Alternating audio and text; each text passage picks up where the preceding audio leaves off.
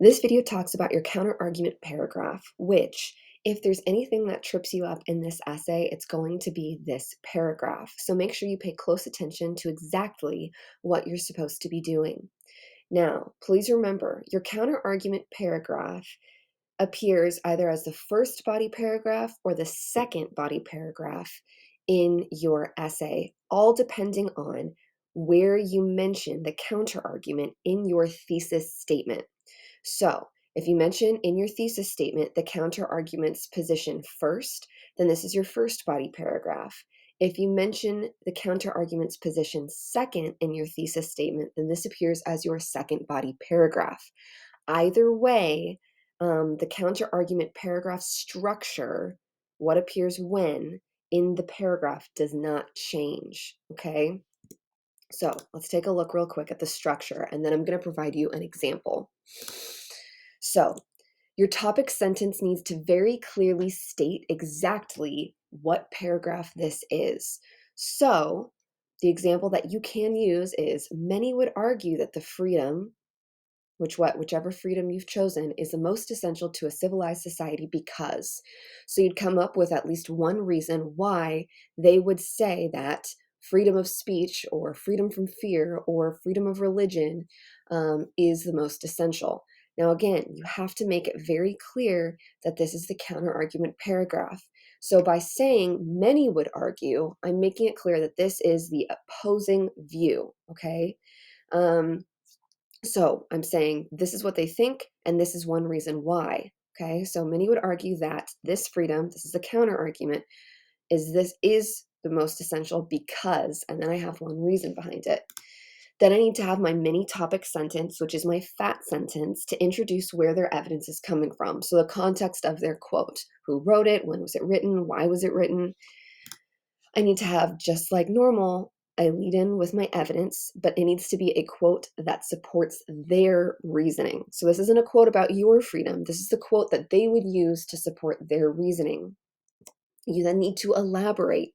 And this elaboration is specifically geared towards explaining why they believe that quote supports their reasoning. Not why it's wrong at this point in time, but you need to show why they believe it. This part's really important because, and you have to understand, whenever you're arguing with somebody, forget about writing an essay. Whenever you are arguing with somebody, you need to show respect to their argument. You have to be able to say, hey, this is what you're saying. I understand what you're saying. And even though I understand it, it's still wrong. If you were to just go in and say, well, I disagree with you because it's just stupid, or well, I disagree with you because I'm right because of this, this, and this, then you're not taking time to show them the respect that you understand their argument well enough to explain it to them.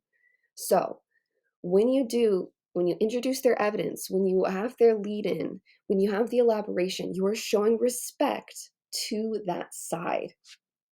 Once you are done with that, then you have a rebuttal, and this is exactly why they're wrong. So you want to obliterate their reasoning with sound logic.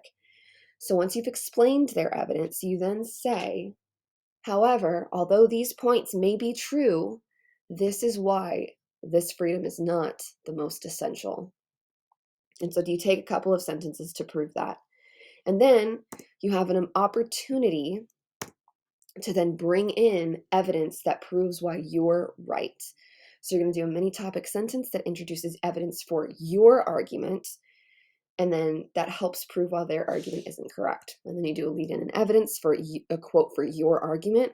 You elaborate why this proves your argument is correct in comparison to theirs.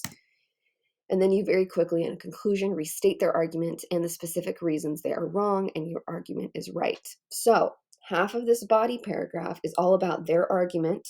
You have a transition essentially in the middle that says this is why that argument is wrong, and then you go back to proving why your argument is correct. So, let's take a moment and let's look at a body paragraph. So this comes from the annotated body paragraph that I have posted on Google Classroom. So on the right side of the screen is an example of a counter argument paragraph, and on the left, it just shows you exactly what each sentence does in the context of the whole.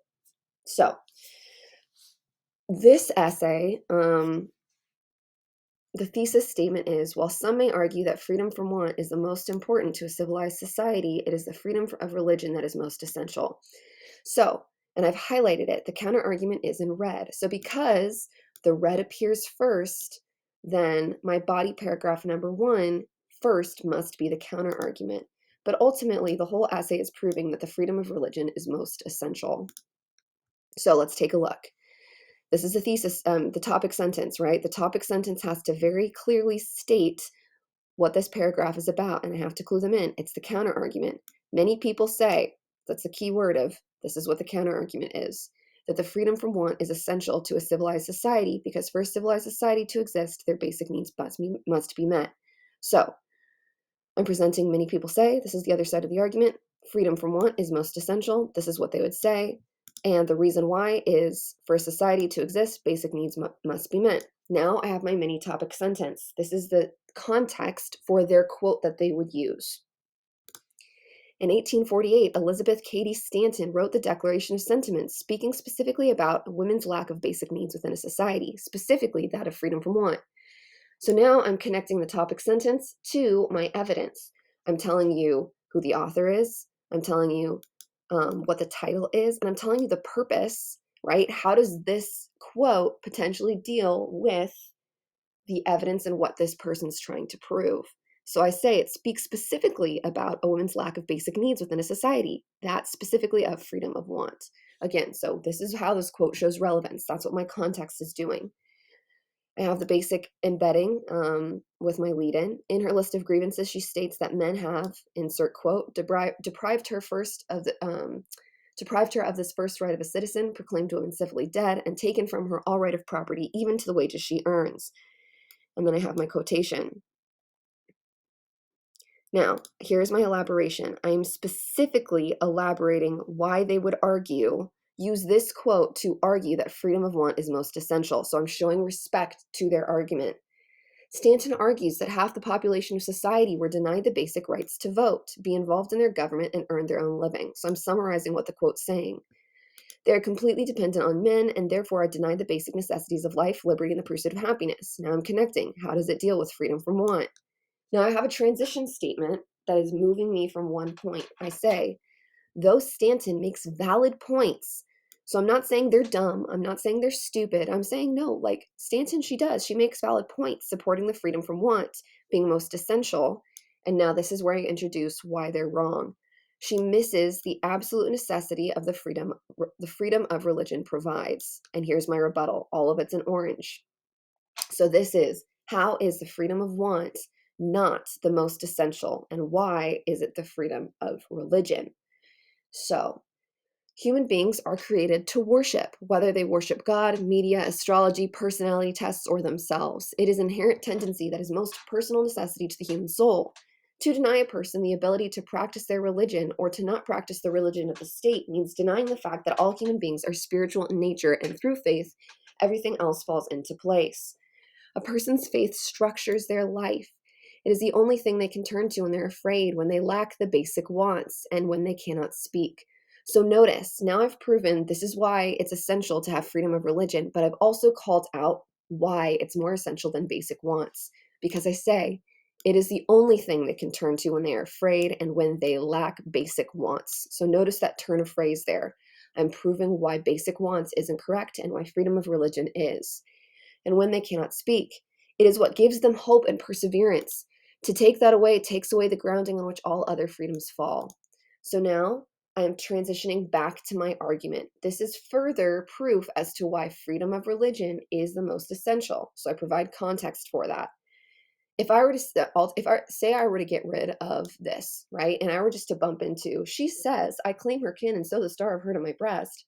I have no idea what you're talking about. I'm thinking that Elizabeth Cady Stanton suddenly wrote that, but that's not the case. I always have to transition to my next quote. So, in Fatima Asghar's poem, If They Come For Us, she expresses what it was like to live in a post 9/11 American society as a Muslim and the need to be able to worship. So again, my context is saying, how does this have any relation to freedom of religion? And then I embed my quote. She says, I claim her my kin and sew the star of her to my breast. Now, all of this is elaboration as to why freedom of religion, and this quote proves that freedom of religion is the most essential to society. So again, it's back to my argument. The Star of Her to My Breast and is an allusion to the Star of David, the Star of David the Nazi regime during World War II forced all Jewish people to wear. In this allusion, she draws a clear connection to the warning to what society would look like if freedom of religion were inhibited. If freedom of religion were not protected, just like the Jews, the other freedoms would be null and void. So again, the purpose of my elaboration is not to show how smart I am. If I'm going to talk about a quote, if I'm going to talk about a word, if I'm going to talk about illusion, I need to connect it back to the main idea. So the illusion draws a clear connection and warning to society if freedom of religion were inhibited. And then I explain it, right? If it wasn't protected, just like the Jews, the other freedoms would be null and void. And then I need to explain it. Well, what do you mean null and void? What do you mean just like the Jews? The Jews did not have their basic necessities met as freedom from want prescribes. Okay, so I'm tying back in freedom from want. The Jews did not have the freedom of speech. The Jews did not have freedom of fear, and they didn't have all of these wants because they lacked freedom of religion. So I'm arguing that freedom of religion is so much more essential. Freedom of religion is the core value by which human beings run, and without it, freedom from want cannot stand. So I have one simple sentence that summarizes my argument as well as the freedom of why freedom of want is wrong. So again, if you're going to get tripped up, this is where you're going to get tripped up. The entire first half, all of this is dedicated to arguing their point, and the rest of it is dedicated to saying why they are wrong and why you are correct. So please make sure you are following the outline. You're using this example very explicitly in order to nail this paragraph.